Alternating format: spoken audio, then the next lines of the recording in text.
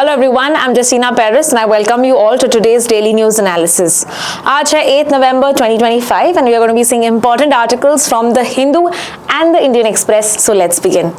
So the first article that we're going to be seeing today is the issue of stray dogs. ठीक है, आपने देखा था कुछ महीने पहले ये मुद्दा उठा था with regard to stray dogs कि यहाँ पे कहा गया था कि because of the incidents of dog bites and rabies and attack on minors and children, यहाँ पे 11th अगस्त को कहा गया था कि ये जो स्ट्रे डॉग्स है इनको शेल्टर होम्स में रखा जाएगा, बंद किया जाएगा।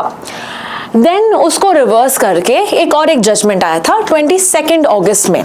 22 अगस्त को ये रिवर्स किया गया था कि नहीं, केवल वो जो रेबीज इन्फेक्टेड वाले डॉग्स हैं सिर्फ उनको यहाँ पे शेल्टर होम्स में रखा जाएगा।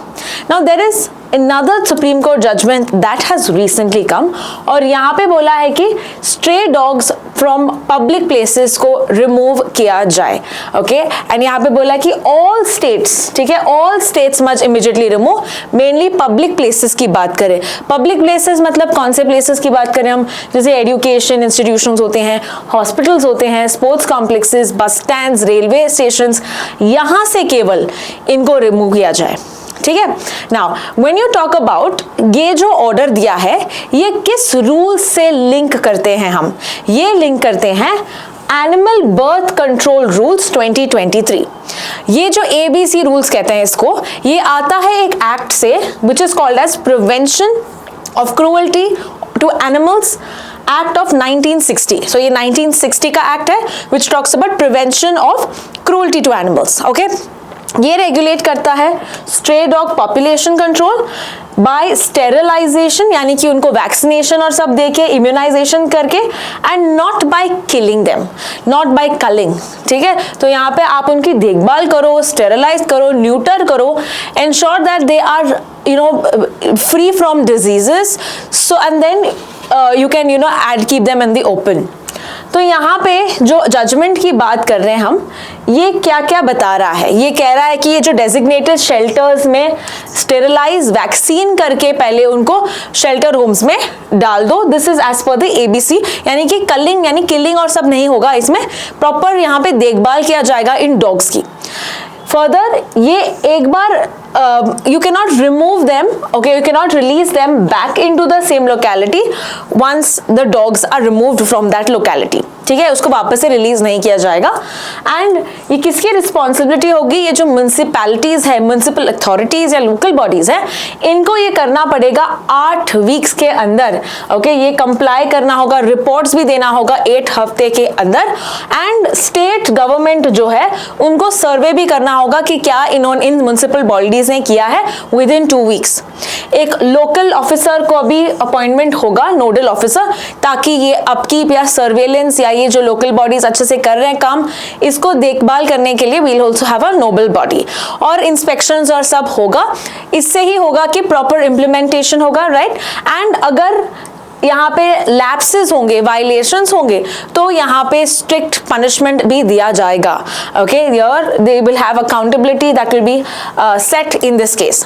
सो all hospitals also need to have जो एंटी रेबीज वैक्सीन्स हैं, सो मेडिसिन एंड वेटनेरियंस में हम देखते हैं कि यहाँ पे proper they should have a system to curb any form of rabies. हम देखते हैं वेस्ट मैनेजमेंट अच्छे से होना चाहिए, और जो animal welfare board of India, इनको यहाँ पे डायरेक्ट किया गया है to create some SOPs, this is called as standard operating procedure, कि स्ट्रे डॉग मैनेजमेंट कैसे किया जाए, प्रिवेंशन ऑफ रेबीज कैसे हो, डॉग बाइट प्रिवेंशन कैसे हो, तो इनको पूरा प्रोसीजर लिखना होगा, कोई स्टैंडर्ड्स मेंटेन करने होंगे, and that work is given to home, animal welfare board of India. तो ये पूरा आर्टिकल हमने देखा स्ट्रे डॉग इशू से related. Now let us move to the next article. अगला आर्टिकल हम देखते हैं 150 ईयर्स हुए हैं, ओके, 150 ईयर्स हुए हैं of the song, the national song which is Vande Bharat, okay. Vande Bharat को कंपोज करके कितने साल हुए हैं, 150 ईयर्स, ओके। तो ये कब बनाया गया था और किसने बनाया है, किसने लिखा है ये, it is written by Bankim Chandra Chattopadhyay on November 7th, 1875। ये पब्लिश किया गया एक लिटरेरी मैगजीन में जिसका नाम है बंगदर्शन, और it was part of his novel Anandamath. तो आनंद मठ किसने लिखा है? बंकिम चंद्र चट्टोपाध्याय ने। और ये जो है हम देखते हैं some verses of this, 2 verses of the Vande Mataram have been truncated, यानी एलिमिनेट किया गया है। ओके, और हमने एक ट्रंकेटेड वर्जन यूज किया है, मतलब we have only used 2 verses of this in 1937 Congress के सेशन में। 1937 कांग्रेस का सेशन कहां पे हुआ? It happened in Faizpur. ठीक है, फैजपुर कहां पे है? महाराष्ट्र में है, और इनके प्रेसिडेंट थे तभी जवाहरलाल नेहरू। इस सेशन के प्रेजेंट थे जवाहरलाल नेहरू। ठीक है, सो इन फैजपुर सेशन यहाँ पे रेकमेंड किया गया था कि हम ये अडॉप्ट करें, and soon we see that it was also adopted as a national song of India.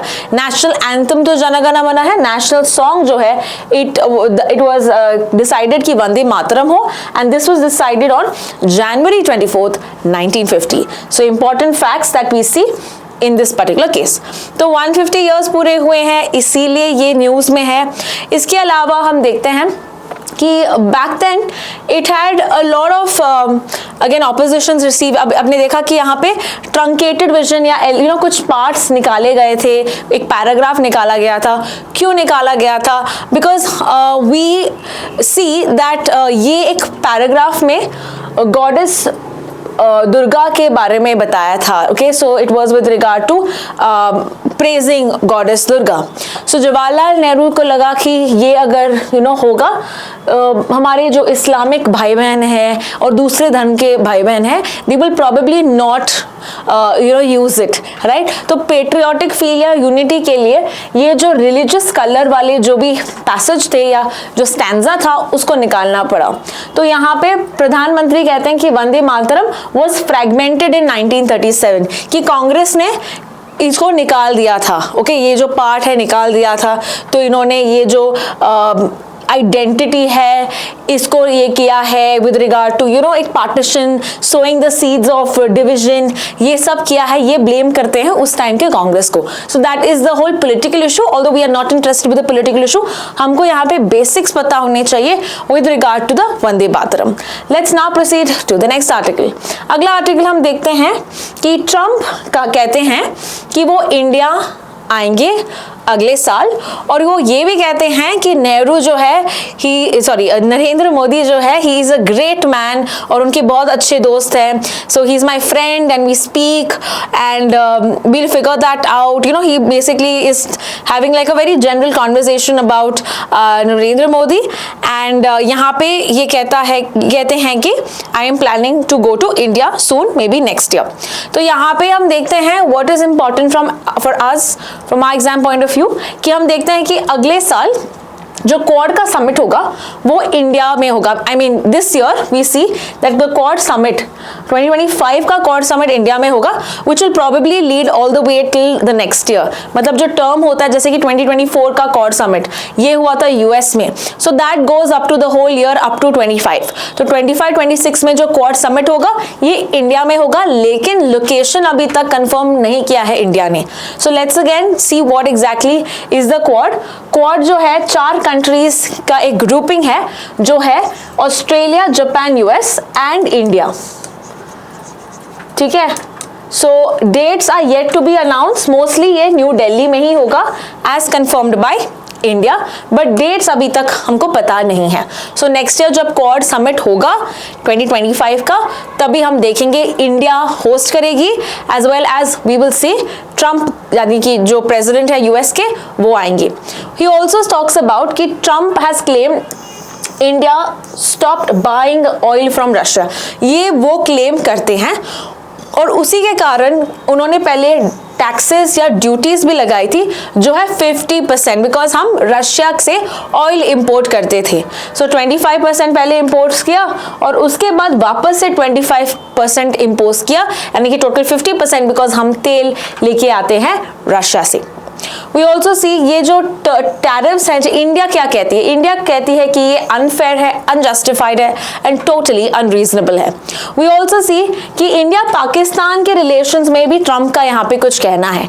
We know that most of these conflicts जो होती हैं, ट्रंप चाहते हैं कि वो एक मीडिएटर बने, वो बनना चाहते हैं like a peace maker, right. तो यहाँ पे बहुत सारे हमने देखा था, अजरबैजान आर्मेनिया रिलेशंस, जो 20 पॉइंट प्लान था with regard to the Gaza declaration, है ना। तो बहुत जगह पे रशिया यूक्रेन के मामले में भी वही बनना चाहते हैं, इजराइल ईरान के में भी वो भी बनना चाहते हैं।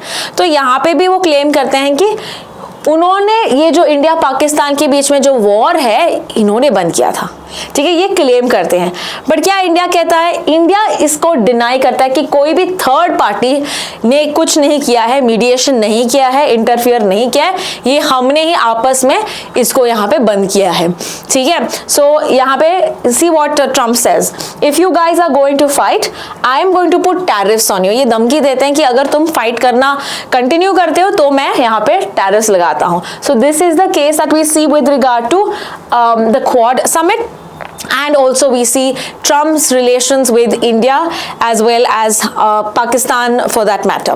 Let's now proceed to understanding another issue called as the Abraham Accords. Now this is very important, ठीक है ना। Let's understand what is Abraham Accords और ये कौन अभी क्यों न्यूज में है। Abraham Accords जो है अभी हम देखते हैं एक नई कंट्री ने ज्वाइन किया है called as कजाकिस्तान, ठीक है, कजाकिस्तान ने ज्वाइन किया। So first let's understand about Abraham Accords and then we will see कि what exactly is the issue all about. तो एब्राहम अकॉर्ड्स जो है एक सीरीज ऑफ अग्रीमेंट्स है, हिस्टोरिक अग्रीमेंट्स है, जो साइन किया गया था by Israel, by United States and by many Arab countries, ठीक है। तो तीन प्लेयर्स कौन से हैं, Israel, US and Arab countries.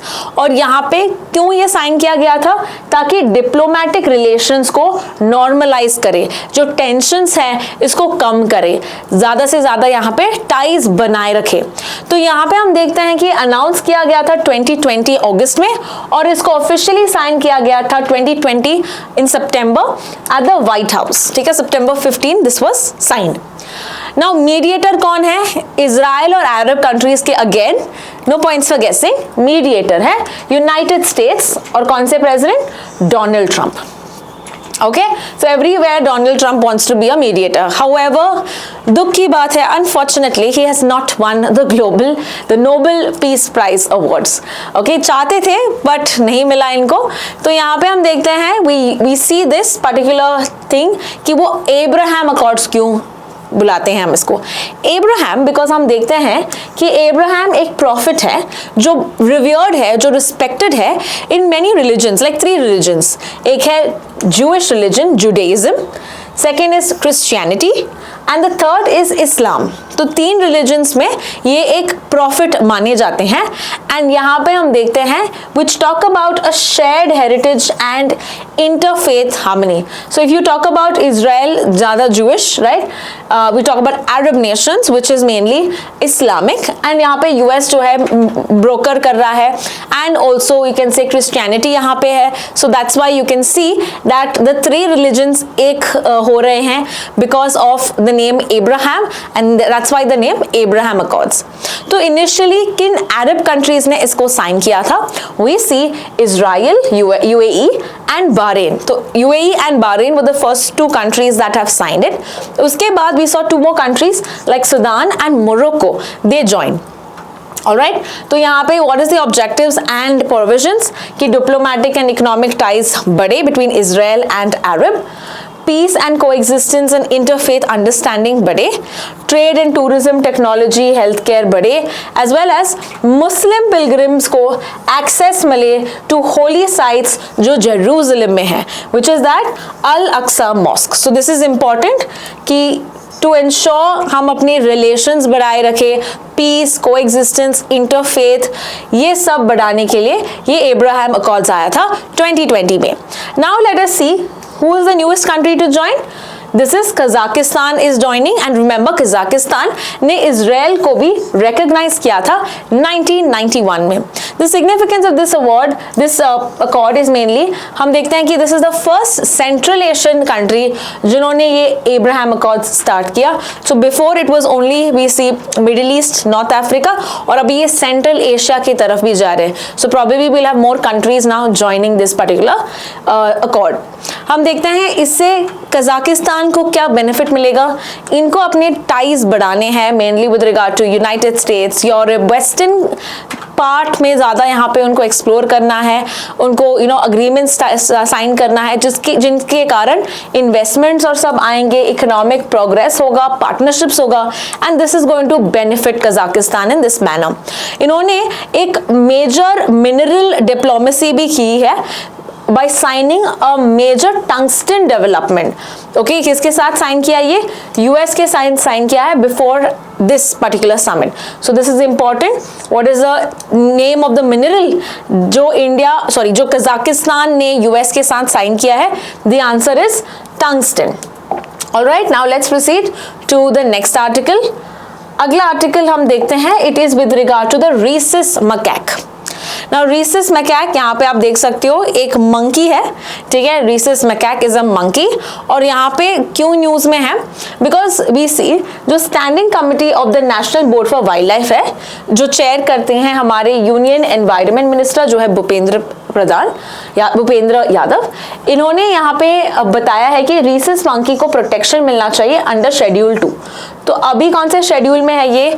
यहाँ पे he is in, they are known as vermin.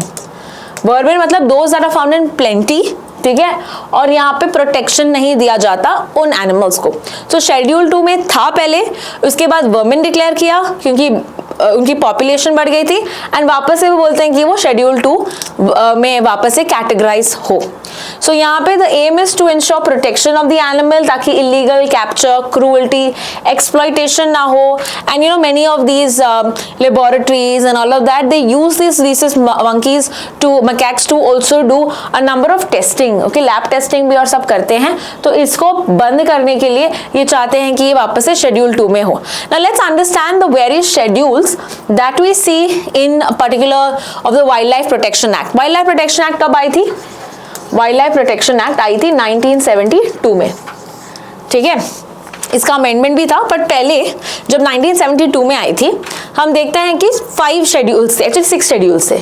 कितने शेड्यूल्स थे? 6 schedules. Okay, now which are the 6 schedules? Schedule 1 जो है, it's the highest level of protection. Okay, so like for example tigers हैं, elephants हैं, rhinoceros, lions. तो अगर आपने इनका शिकार किया, हंट किया, ट्रेड किया, तो आप पे स्ट्रिक्ट पेनल्टीज होते हैं, सिवियर पेनल्टीज। फिर आता है शेड्यूल 2 और 3 जो मॉडरेट प्रोटेक्शन में आता है, ठीक है। तो यहाँ पे hunting can be hunted, but अगर ओनली स्पेसिफिक कंडीशंस है तो ही तुम हंट कर सकते हो, अदरवाइज यू कैन नॉट। तो यहाँ पे जो बोर, नीलगाय, rhesus monkeys भी जो है ये शेड्यूल 2 में आते हैं। Then come schedule 4। Schedule 4 protected है, बट पेनल्टीज जो है ये थोड़ा कम है एज कंपेयर टू शेड्यूल 1, 2 और 3। तो penalties are far less in schedule 4 and schedule 5 जो मैं वर्मिन की बात कर रही थी, दैट कम्स इन शेड्यूल 5, और they also called as pest, okay, जैसे कि रैट्स, क्रोज, ओके। तो मान लो तुमने पेस्टिसाइड कर लिया घर में so that the rats die, और क्रोज को हंट किया, फ्रूट बैट्स को अटैक किए, then it is okay, because ये जो है प्रोटेक्शन नहीं है इन एनिमल्स को, because they are plenty as well as they are source of diseases, बहुत सारे डिजीजेस फैलाते हैं। सो इंसानों के लिए अगर बचाना है हमको, and we need to ensure that they are going to be taken care of, तो इनको हंट कर सकते हैं, तो वो उसको टारगेट करते हैं, हम वर्मिन में डालते हैं, ठीक है। Now there is one more schedule called schedule 5 जहाँ पे they regulate cultivation and trade of specific plants. कुछ प्लांट्स का प्रॉपर रेगुलेटेड करके कल्टिवेशन होता है, जैसे कि बेडोमाइज एंड साइनाइड, ये पॉइजनस प्लांट्स भी होते हैं, पिक्चर प्लांट्स होते हैं, जो आप ऐसे ही कल्टिवेट नहीं कर सकते हो, you require proper certification if you have to cultivate these plants. So proper regulation होता है इन प्लांट्स के लिए, that is why they come under schedule 6। Now ये जो 1972 का एक्ट है, इसको यहाँ पे अमेंड किया गया था, कब? 2021 में, 2021 में।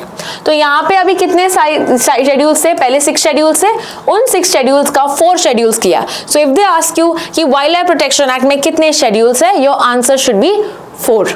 Okay, now which are the 4 schedules and why did they change it?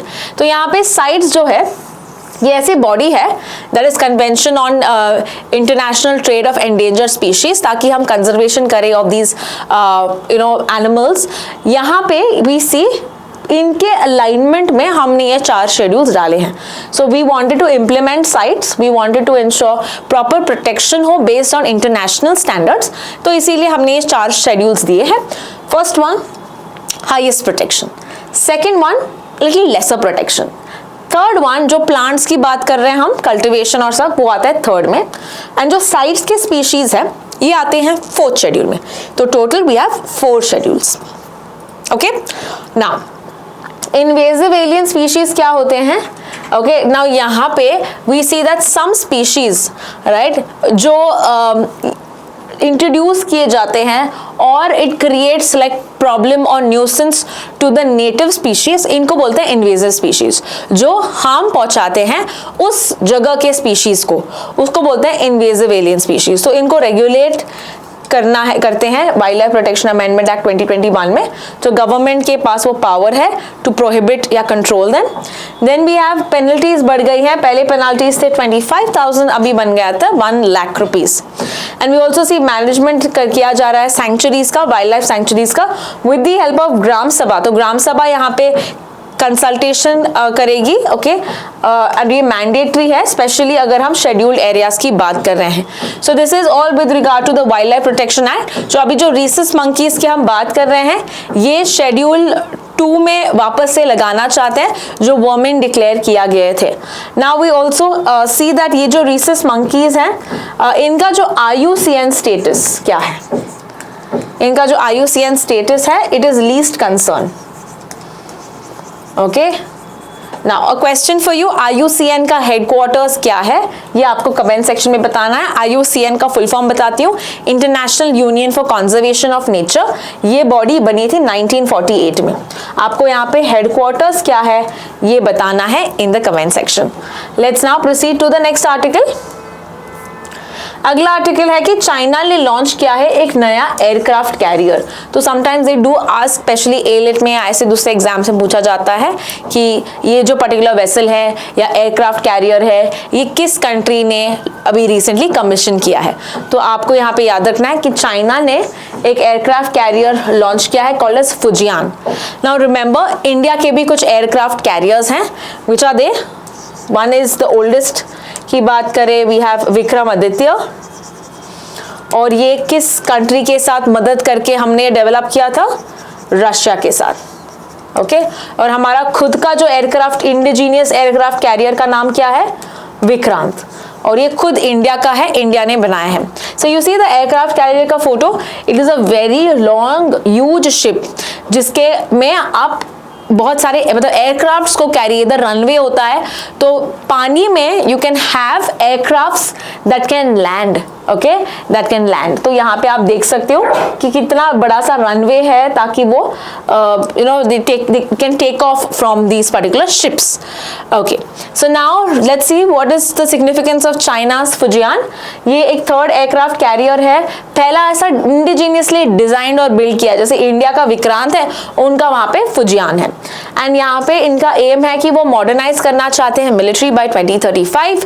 And we सी की ऑब्जेक्टिव्स यही है कि वो अपना एक्सपैंड करना चाहते हैं dominance on the South China Sea, Yellow Sea, as well as the East China C.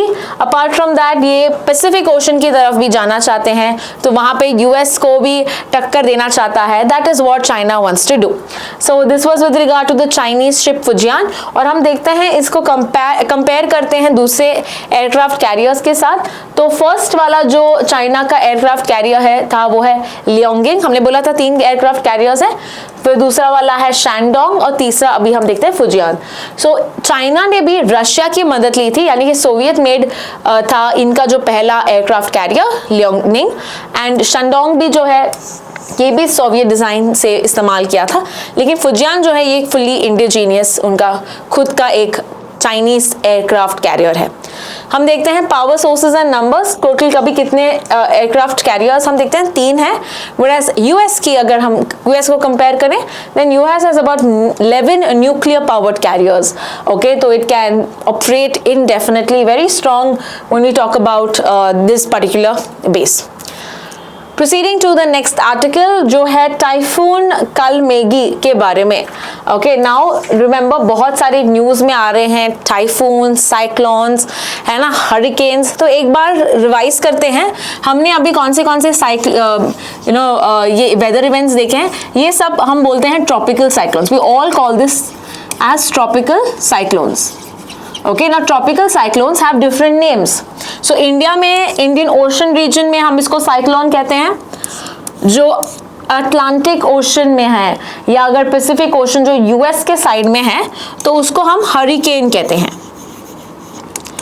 Okay, और तीसरा, अगर ये पैसिफिक ओशन में है यानी कि जापान, वियतनाम, थाईलैंड ये साइड, ओके, सो यहाँ पे पैसिफिक ओशन के पास, then we also call it typhoon. So ये नाम आपको पता होना चाहिए कहाँ पे क्या हम इसको बोलते हैं। Now the in also Australia की बात करें, we call it willy willy, we call it willy willy, ठीक है। So let's start with cyclone. तो साइक्लोन की बात करें, इंडिया में कौन सा रीसेंट साइक्लोन इंडिया अफेक्ट किया था? Cyclone Montha, right, cyclone Montha. And cyclone Montha के बहुत बारे में हमने बहुत विस्तार से भी डिस्कस किया है लास्ट वीक के मोस्ट इंपॉर्टेंट टॉपिक में। तो अगर आपने वो नहीं देखा please go watch it, because this is explaining about cyclone, उसको नेम कैसे करते हैं ये सब हमने डिस्कस किया है। तो cyclone Montha named by Thailand and इसका मतलब है फ्रेग्रेंट फ्लावर या beautiful flower. Then we have hurricane. Recently एक हरिकेन भी आया था, लास्ट मंथ ही हम देखते हैं, जमैका, ओके, इस रीजन को अफेक्ट किया गया था एंड ये बहुत सिवियर एक साइक्लोन था, कैटेगरी 5 साइक्लोन बोलते हैं हम इसको। और यहाँ ये कहाँ पे था, इसका नाम क्या था? Melissa. The name of the cyclone is Melissa. So this also was in the recent news that we see. Now let's talk about typhoon. Typhoon जो है it is mainly in the Pacific Ocean के side में, in the Asian side की बात करें, okay, अगर USA के side था तभी भी हम उसको हरिकेन कहते हैं, बट अगर हम एशिया के साइड की कंट्रीज की बात करते हैं वहां पे जब एक ट्रॉपिकल साइक्लोन होता है उसको हम टाइफून कहते हैं। और यहाँ पे रिसेंटली कौन सा टाइफून आया है? The name is Kalmaegi. Now Kalmaegi ने किस रीजन को अटैक किया? इसका लैंडफॉल कहाँ पे हुआ? इन द रीजन कॉल्ड है फिलीपींस, ठीक है, फिलीपींस। और देखो डेथ टोल कितना है? 193। सो ये बहुत ही एक कैटास्ट्रॉफिक टाइफून थी या ट्रॉपिकल साइक्लोन थी, ये हम कह सकते हैं। इसके अलावा it is said it has going to affect now even Vietnam में भी ऐसा ही डिस्ट्रक्शन करेगा, ये इस आर्टिकल में कहा गया है। And in the next few days we will see कि वो थाईलैंड को भी अटैक मतलब अफेक्ट करेगा। इट इज सेड कि ये जो वियतनाम वाला जो यहाँ पे जो साइक्लोन है Kalmaegi, this is one of the most dangerous cyclones of this particular year. तो बहुत यहाँ पे डिस्ट्रक्शन हुआ है, आप यहाँ पे फोटो में भी देख सकते हैं।